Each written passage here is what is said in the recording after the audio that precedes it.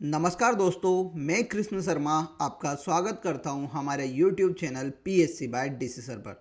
दोस्तों 50 days MCQ series का आज लेक्चर नंबर 21 है और आज आप सभी को पता है 1 अप्रैल हो चुकी है।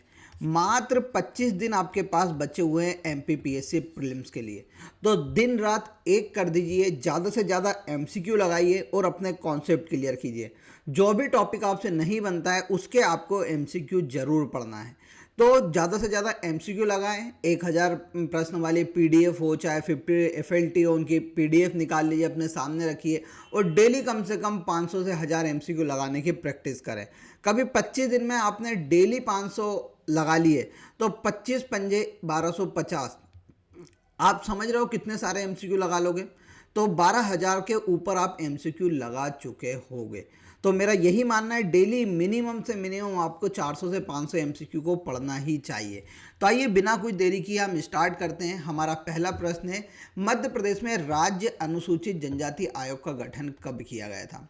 राज्य अनुसूचित जनजाति आयोग की हम बात करते हैं तो मध्य प्रदेश में राज्य अनुसूचित जनजाति आयोग की स्थापना होती है 29 जून 1995।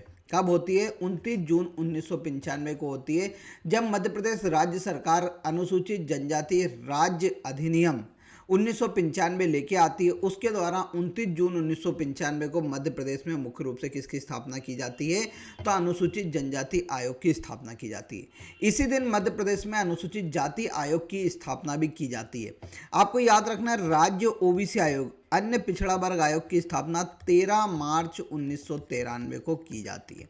तो ये सभी याद रखना। तो देखो यहाँ पर कब हुई? 29 जून 1995। तो राइट आंसर क्या हो जाएगा? 1995-96। अगले प्रश्न पे चलते हैं। रघुनाथ सिंह मंडलोई अमरवीर क्रांतिकारी सेनानी नायक किस जनजाति के थे? कितनी बार पढ़ाया है मैंने रघुनाथ सिंह मंडलोई की, आज अपन पूरी बात कर लेते हैं। रघुनाथ सिंह मंडलोई, देखो सबसे पहले तो आपको याद रखना ये जनजाति क्रांतिकारी है। 1857 की क्रांति के प्रमुख क्रांतिकारी रहे हैं। इनके द्वारा कहाँ से लड़ा गया था? धार जिले से लड़ा गया था। कहाँ से लड़ा गया था? धार जिले से लड़ा गया था। धार में एक रियासत थी, मैंने आप सभी को बताया था कौन सी रियासत है, कमेंट बॉक्स में जरूर करना। तो धार की एक रियासत से ये लड़ते हैं। ये भिलाला जनजाति से संबंधित थे। किस जनजाति से संबंधित थे? भिलाला जनजाति से संबंधित थे। जब इनका सामना होता है मेजर किटिंग के साथ, किसके साथ होता है? मेजर किटिंग के साथ इनकी लड़ाई होती है, जिसके बाद अक्टूबर 1858, कब? अक्टूबर 1858, 8 अक्टूबर 1858 को ये क्या हो जाते हैं? शहीद हो जाते हैं। तो रघुनाथ सिंह मंडलोई के बारे में आपको याद रखना है। रघुनाथ सिंह मंडलोई किस जनजाति से थे? तो रघुनाथ सिंह मंडलोई आपको याद रखना है भिलाला जनजाति से संबंधित थे। किससे थे? भिलाला जनजाति से संबंधित थे। अब हम अगले प्रश्न पे चलते हैं। हमारा अगला प्रश्न है, अगला प्रश्न देखिए, श्री बादल भोई राज्य आदिवासी संग्रहालय कहाँ स्थित है? मैंने कितनी बार बता चुका हूँ कि मुख्य रूप से कहाँ पर स्थित है। एक मिनट रुक जाइए, देखो आ जाओ। श्री बादल भोई राज्य आदिवासी संग्रहालय कहाँ पर स्थित है? देखिए इसकी हम बात करते हैं तो यह संग्रहालय वर्तमान में छिंदवाड़ा जिले में है। देखिए क्या होता है, गांधी जी सभी ने अवज्ञा आंदोलन जब भारत में चलाने वाले रहते हैं, कब? 1930 में।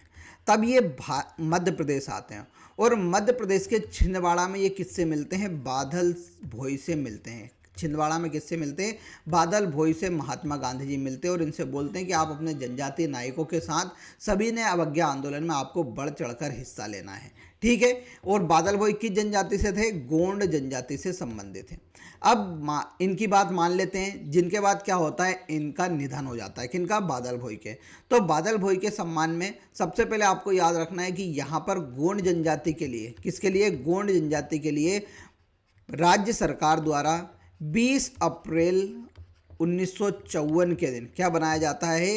राज्य संग्रहालय स्थापित किया जाता है, ट्राइबल म्यूजियम। इसे राज्य संग्रहालय का दर्जा, देखिए सबसे पहले गोंड जनजाति का ट्राइबल म्यूजियम बनाया जाता है, कब? 1954 में। 1975 में इसे राज्य संग्रहालय का दर्जा दिया जाता है और फिर 1977 में इसका नाम बदलकर किसके ऊपर कर दिया जाता है? बादल भोई के ऊपर कर दिया जाता है। और हाल ही में आप सभी को पता होगा, थोड़े दिन पहले प्रधानमंत्री नरेंद्र मोदी ने भी बादल भोज जनजातीय संग्रहालय को वापस से उसकी क्या की थी, शुरुआत की थी। तो ये बहुत महत्वपूर्ण हो जाता है आपके एग्जाम के प्रोस्पेक्टस से। अगले प्रश्न पे चलते हैं, कोरकू जनजाति में कितने गोत्र होते हैं? तो कोरकू जनजाति में हम बात करते हैं टोटल गोत्र होते हैं 36। अब देखिए कोरकू जनजाति की अपन बात कर लेते हैं। कोरकू जनजाति मुख्य रूप से मध्य प्रदेश के बैतूल, नर्मदापुरम, छिंदवाड़ा और खंडवा जिले में पाई जाती है। ठीक है, फिर देखिए इनकी हम बात करते हैं तो ये किसकी पूजा करते हैं? तो कल भी मैंने बताया था, मेघनाथ के सम्मान में ये क्या करते हैं, उनकी पूजा करते हैं। और मेघनाथ स्तंभ ये क्या बनाते हैं, अपने हर एक गांव में गड़ाते हैं मेघनाथ के सम्मान में। इनके द्वारा एक पूजा की जाती है मणदेव की पूजा। किसकी पूजा की जाती है? मणदेव की पूजा की जाती है, जो इनके पूर्वजों के सम्मान में की जाती है। किसके में? पूर्वजों के सम्मान में इनके द्वारा की जाती है। इसके अलावा इनके द्वारा हरीरो उत्सव, फिर उसके बाद जिरोती उत्सव और पोला उत्सव, ये सभी उत्सव भी किसके द्वारा बनाए जाते हैं? तो कोरकू जनजाति के द्वारा बनाए जाते हैं। इनके द्वारा जो भाषा बोली जाती है वो कौन सी बोली जाती है? कोरकू भाषा इनके द्वारा बोली जाती है, जो मुंडा परिवार की क्या है, एक प्रमुख भाषा है। ठीक है, इनकी हम उपजाति की ओर में लिख देता हूं कि इनकी उपजाति कौन कौन सी है। तो इनकी उपजाति में मुख्य रूप से रूमा, पोतवा और मवासी, ये इसकी क्या है, उपजाति। ठीक है, अब अगले प्रश्न में चलते हैं। अगला प्रश्न है, बेगा जनजाति में घर दामाद को क्या कहा जाता है? तो आप सभी को मैंने पहले बताया था कि लमसेना कहा जाता है। बेगा जनजाति मध्य प्रदेश की अति पिछड़ी जनजाति है। क्या है? अति पिछड़ी जनजाति है। ये कहाँ पर रहती है? तो मैंने आपको बताया था दक्षिण पूर्वी मध्य प्रदेश में रहती है। जिले की हम बात करेंगे तो बालाघाट, मंडला और डिंडोरी, इन जिलों में मुख्य रूप से कौन सी जनजाति पाई जाती है? बेगा जनजाति पाई जाती है। इनकी उपजाति की हम बात करते तो मैंने इनकी उपजाति आपको पहले भी बताई थी, बिझवार, फिर मैंने बताई थी नरोतिया, फिर नरोतिया के बाद मैंने बताई है भरोतिया आदि, क्या है, इनकी उपजातियां हैं। इनके में मैंने आपको बताया था ये प्राकृतिक पूजा होते हैं। और साल वृक्ष में, किसमें? साल वृक्ष में ये किसकी पूजा करते हैं? मुख्य रूप से बड़ा देव की पूजा करते हैं। किसकी पूजा करते हैं? बड़ा देव की पूजा करते हैं साल वृक्ष के अंतर्गत। ठीक है, ये मुख्य रूप से इनकी के द्वारा जो खेती की जाती है उसे क्या कहा जाता है? बेवार कृषि के नाम से जाना जाता है। तो आदि बात आपको याद रखना है। इनके घर दामाद को क्या कहा जाता है? लमसेना। इनके द्वारा जो नृत्य किया जाता है वो कर्मा, सेला, परधोनी, रीना, ये सभी नृत्य किसके द्वारा किए जाते हैं? बेगा जनजाति के द्वारा किए जाते हैं। अगले प्रश्न पे चले, उससे पहले मैं बता देता हूँ कि बेटा अब टेस्ट सीरीज परचेज कर लो। अब 25 दिन बचे हुए हैं। 25 दिन यानी आपको 50 FLT दे रहे हैं और 50 FLT की PDF हम प्रोवाइड कर रहे हैं। तो ये 50 FLT का आपको क्या करना है? PDF निकाल लेना है और रोजाना 2 PDF को आपको क्या करना है? सॉल्व करना है। और टाइमिंग याद रखना है, एक तो सुबह 10 बजे ही करना, एक सुबह 10 से 12 करना और एक शाम को कर लेना 10 से 12। ठीक है, दोनों को आपको सॉल्व करना है और एनालिसिस करने के बाद ही सोना है। आपको इनकी PDF निकालो, आंसर की प्रोवाइडेड है, इनकी PDF को सामने रखना और सीधे टिक लगाते चलना। दिमाग मत लगाना कि इसका उत्तर ये होगा, इसका उत्तर ये होगा। आप तो केवल पढ़ते हुए निकल जाओ। एक भी बार कभी आपने उनको ऊपर ऊपर देख लिया पूरा पेपर को, तो यकीन मानिएगा जितने भी प्रश्न आएंगे आप आसानी से उनको क्या बना दोगे? पेपर में बना दोगे। और पहली बार में जो आपको आंसर क्लिक होगा वही उसका राइट आंसर होगा। ये मात्र आपको 99 रुपये में मिल रही। कितने में? 99 में 50 PDF। बहुत बड़ी बात होती है। इन PDF को निकला के आप सॉल्व करना चालू कर दो, क्योंकि अब मौका है कि हमें ज़्यादा से ज़्यादा टेस्ट देने चाहिए। अगले प्रश्न पे चलते हैं। भड़म लोक नृत्य किस जनजाति में पाया जाता है? तो आप सभी को पता है, भड़म सेलन भारिया जनजाति द्वारा किया जाता है। यह मुख्य रूप से छिंदवाड़ा जिले के पातालकोट में पाई जाती है। कहाँ पर? छिंदवाड़ा जिले के पातालकोट में ये जनजाति निवास करती है। साथ साथ जबलपुर में भी मुख्य रूप से आज की डेट में भारिया जनजाति हमें देखने को मिलती है। भारिया जनजाति का जो नृत्य है उसे बोला जाता है भड़म सेतम नृत्य, मुख्य रूप से इनको बोला जाता है। साथ में ये भारत की अति पिछड़ी जनजाति यानी PBTGs, particular vulnerable tribal groups, इन्हें कहा जाता है। 1981 की जनगणना में, ये एक नया फैक्ट आया है, 1981 की जनगणना में इन्हें जंगलियों का जंगली कहा गया था। क्या कहा गया था? जंगलियों का जंगली कहा गया था 1981 की जनगणना में। अगले प्रश्न पे चलते हैं। अगले प्रश्न पे हम देखते हैं लुकोड़ा किस जनजाति के बच्चों का खेल है? तो लुकोड़ा मुख्य रूप से कोल जनजाति के बच्चों का खेल है। अब हम ये लुकोड़ा की बात करते हैं तो कोल जनजाति की हम बात करते हैं तो कोल जनजाति मध्य प्रदेश में कहाँ पर रहती? कल भी मैंने बताई थी, रीवा, सतना, सीधी, मैयर, मऊगंज, सिंगरौली आदि क्षेत्र में यह रहती है। कोल जनजाति मैंने बताया था रामायण कालीन है। रामायण कालीन कैसे है? तो यह सबरी का जिक्र आता है। वो सबरी मुख्य रूप से किस जनजाति से थी? कोल जनजाति से थी, जो रामायण काल में हमें देखने को मिलती है। रोतिया और रोतेला इनकी क्या है? मुख्य रूप से उपजाति है। रोतिया व रोतेला इनकी क्या है? मुख्य रूप से उपजाति है।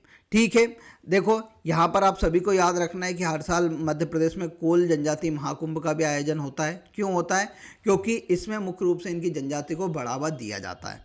अगले प्रश्न पे चलते हैं। जनवरी 2025 में कौन सा देश ब्रिक्स का पूर्णकालिक सदस्य बना?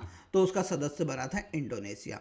देखिए, अब ब्रिक्स की हम बात करते हैं तो ब्रिक्स क्या है? एक समूह है। अब इसमें कौन कौन से देश से? बी से आता है ब्राज़ील, आर से आता है रसिया, आई से आता है इंडिया, सी से आता है चाइना और एस से आता है साउथ अफ्रीका। ये पहले सदस्य थे। अब 2025 में क्या होता है? इसमें 5 नए सदस्य जुड़ गए, जिसके साथ इसमें टोटल मेंबर हमें कितने देखने को मिलते हैं? 10 इसमें हमें टोटल मेंबर देखने को मिलते हैं। अब देखिए कौन कौन से हैं 10 मेंबर, मैं आपको एक बार बता देता हूँ। ये तो 5 तो हो गए। उसके बाद एक इजिप्ट नया सदस्य जुड़ा हुआ है। इजिप्ट के बाद आपको इथोपिया एक नया सदस्य जुड़ा है। इथोपिया के बाद ईरान एक नया सदस्य जुड़ा है। फिर उसके बाद सऊदी अरेबिया एक नया सदस्य जुड़ा है। और उसके बाद यूएई, यूनाइटेड अरब अमीरात भी ये इसके मुख्य रूप से क्या है? सदस्य हैं। अब देखिए ब्रिक्स की हम बात करते हैं तो ब्रिक्स मुख्य रूप से इसकी स्थापना जो हुई थी वो कब हुई थी? 2009 में की गई थी। कब की गई थी इसकी स्थापना ब्रिक्स की? 2009 में इसकी स्थापना की गई थी, जब उसका नाम पड़ा था ब्रिक। क्या नाम पड़ा था? ब्रिक। 4 ही लोग के द्वारा, ब्राज़ील, रसिया, इंडिया और चाइना के द्वारा ब्रिक की स्थापना की गई थी। फिर क्या होता है? 2010 में इसमें एक और सदस्य जुड़ जाता है, साउथ अफ्रीका। उसके बाद इसका नाम बदल कर क्या कर दिया जाता है? ब्रिक्स कर दिया जाता है। ठीक है, अब देखिए यहाँ पर इसके सम्मेलन की हम बात कर लेते हैं, ब्रिक्स समिट की। तो क्यों ही इंपॉर्टेंट अभी हाल में बता दूंगा। ब्रिक्स समिट आपको याद रखना है कि 2025 में कहाँ पर हुई थी? तो ब्राज़ील में हुई थी। अब 2026 में इसकी जो समिट की जो अध्यक्षता है वो किसके द्वारा की जा रही है? इंडिया के द्वारा की जा रही है। 1 जनवरी 2026 से लेके 31 दिसंबर 2026 तक इसकी अध्यक्षता किसके पास रहेगी? इंडिया के पास रहेगी। यानी इस बार ब्रिक्स सम्मेलन हमारे मध्य प्रदेश में होने वाला है, जिसकी थीम है building for resilience, innovation, cooperation and sustainability. ये सभी फैक्ट आपको याद रखना है, आपके एग्जाम में सीधे पूछे जाएंगे। भारत के प्रथम अंतरिक्ष यात्री शुभांशु शुक्ला 2025 में किस मिशन के तहत अंतर्राष्ट्रीय अंतरिक्ष स्टेशन की यात्रा की थी? तो इनके द्वारा जो ऑक्समोम मिशन जो यूएई का था, यूएसए का, उसके द्वारा इनके द्वारा कहाँ जाया गया था? अंतर्राष्ट्रीय अंतरिक्ष स्टेशन पहुंचाया गया था। देखिए इनके बारे में जरूर आएगा, ये उत्तर प्रदेश राज्य से संबंधित है। अभी भारत सरकार द्वारा 2026 में इन्हें अशोक चक्र से भी सम्मानित किया गया है। ये दोनों फैक्ट, ये दोनों जो है ना, ये दोनों इंपॉर्टेंट है और आपके पेपर में जरूर आपसे कहीं ना कहीं टकराने वाले हैं। अगले प्रश्न पे चलते हैं। मध्य प्रदेश शासन की मुख्यमंत्री कृषि उन्नति योजना के अंतर्गत किसानों को प्रोत्साहन सहायता प्रदान करने का अधिकार है। तो देखो इसमें अधिक जो सहायता करने का जो आधार है वो मुख्य रूप से इनके ऊपर किसान के पास कितनी ज़मीन है उसका आधार है। और कितनी ज़मीन होनी चाहिए जिसे किसानों को प्रोत्साहन सहायता राशि प्रदान की जाए? तो जिसके पास 4 हेक्टेयर ज़मीन है उस किसान को मुख्य रूप से मुख्यमंत्री कृषक उन्नति योजना के अंतर्गत क्या दिया जाता है, पैसा दिया जाता है, ठीक है, जिससे वो क्या कर सके, अपनी कृषि का विकास कर सके। तो प्रति हेक्टेयर भूमि के हिसाब से उसमें क्या दी जाती है, सहायता राशि प्रदान की जाती है। मध्य प्रदेश में निर्गुणी भक्ति संगीत में योगदान के लिए 2025 में पद्म पुरस्कार से किसे सम्मानित किया गया था? तो देखो, मैंने आपको पहले ही बताया था, निर्गुण भक्ति संगीत के लिए मुख्य रूप से भैरू सिंह चौहान को दिया गया था। ये मुख्य रूप से इंदौर के रहने वाले थे और ये कबीर गायन बहुत अच्छा करते थे। इनके लिए 2025 में पद्मश्री, देखिए 2025 में मध्य प्रदेश के 5 लोगों को पद्मश्री दिया गया था। एक तो है भैरू सिंह चौहान का आपको याद रखना है किसके लिए दिया गया है, कबीर गायन के लिए दिया गया है, यानी कला में दिया गया था। फिर दूसरे हैं मुख्य रूप से सेली होलकर, ये महेश्वर की रहने वाली हैं, अमेरिका की थी, फिर महेश्वर में आके रहने लगी। इनको मुख्य रूप से व्यापार और उद्योग के लिए दिया गया था। फिर उसके बाद तीसरे थे जगदीश जोशीला जी की हम बात करते तो इनको मुख्य रूप से शिक्षा व साहित्य के लिए दिया गया था, मैंने आपको बताया था, ये निमाड़ी साहित्यकार हैं। फिर देखिए ये भी खरगोन जिले से हैं। फिर थे डॉक्टर भूदेंद्र कुमार जैन, कौन थे, डॉक्टर भूदेंद्र कुमार जैन, इनको चिकित्सा क्षेत्र के लिए दिया गया था, जो कि सतना के चित्रकूट के रहने वाले एक नेत्र चिकित्सक हैं। फिर हरचंदन सिंह भट्टी, कौन थे, हरचंदन सिंह भाटी, इनको कला के लिए दिया गया था, इनको भी चित्रकला के लिए। ये भोपाल के भारत भवन से जुड़े कलाकार और आर्ट डिजाइनर है। तो ये 5 लोगों को 2025 में दिया गया था। 2026 में आप सभी को पता है 4 लोगों को दिया गया है, और 4 लोगों का नाम कौन कौन है आपको कमेंट बॉक्स में जरूर बताना है। अगले प्रश्न पे चलते हैं। फरवरी 2025 में खेलों को बढ़ावा देने के लिए मध्य प्रदेश ने कौन सा सम्मान प्राप्त किया है? तो मध्य प्रदेश सरकार द्वारा मध्य प्रदेश में खेलों को बढ़ावा देने के लिए स्पोर्ट्स स्टार एसएस पुरस्कार से मध्य प्रदेश को सम्मानित किया गया है। अगले प्रश्न पर चले, उससे पहले मैं बता देता हूं कि 1000 प्रश्न एमसीक्यू की पीडीएफ आप परचेज कर लीजिए। इसमें आपको 6000 एमसीक्यू मिल जाएंगे। कितने मिल जाएंगे? 6000 एमसीक्यू मिल जाएंगे, 5, 6, 7, 8, 9, 10 यूनिट के। ये पूरी यूनिट के आपको 6000 एमसीक्यू मिल जाएंगे, 6000 से अधिक एमसीक्यू। उसके बाद 1, 2, 3, 4 यूनिट बचेगी, उनको भी आप क्या कर लीजिएगा, लगा लीजिएगा। तो एक बार इसको परचेस कर लीजिए, मात्र 199 में आप एक बार लगाएंगे ना तो आपको समझ में आ जाएगा कि हाँ हमने कुछ अच्छी चीज़ पढ़ी है। अगले प्रश्न पे चलते हैं। कंप्यूटर सिस्टम में बस क्या होता है? तो बस आप सभी को पता है, एक वायर्ड है, वायर्ड कनेक्शन होता है ये कंप्यूटर के अंदर, सीपीयू के अंदर, और इसके द्वारा क्या किया जाता है, मुख्य रूप से डेटा को एक जगह से दूसरी जगह क्या किया जाता है, ट्रांसफ़र किया जाता है। क्या किया जाता है? डेटा को एक जगह से दूसरी जगह ट्रांसफ़र किया जाता है।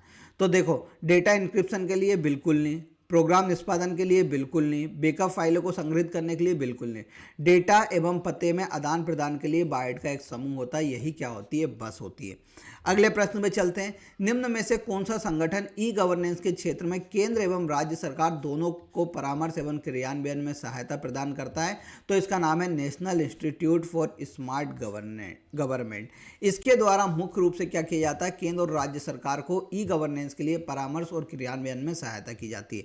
CDAC, centre for development of advance computing, ये मध्य प्रदेश में है, और इसके द्वारा मध्य प्रदेश के अधिकतम प्रोजेक्ट जो कंप्यूटर से रिलेटेड है उनको क्या किया जाता है, सपोर्ट सिस्टम प्रोवाइड किया जाता है। और ये कहाँ पर है? भोपाल में स्थित है। अगले प्रश्न में चलते हैं। निम्नलिखित में से कौन सा कृत्रिम बुद्धिमत्ता एआई एक सक्रिय एवं सतत शोध क्षेत्र है, जिसमें शोधकर्ता यह समझने और समझाने का प्रयास करते हैं कि सिस्टम किसी विशेष आउटपुट तक कैसे पहुंचता है। अब यहाँ पर पूछा गया है कि इसमें कौन सा है, तो ये मुख्य रूप से कैसे आउटपुट तक पहुँचेगा, तो इसके लिए हमें उसे एक्सप्लेन करना पड़ेगा। तो ये कैसा होता है? एक्सप्लेनेबल एआई उसे कहा जाता है। निम्न में से किसका तात्पर्य एक मशीन समान प्रकार की भौतिक वस्तु या उपकरण द्वारा अन्य समान प्रकार के उपकरणों से संप्रेषण यानी संचार की प्रक्रिया से है?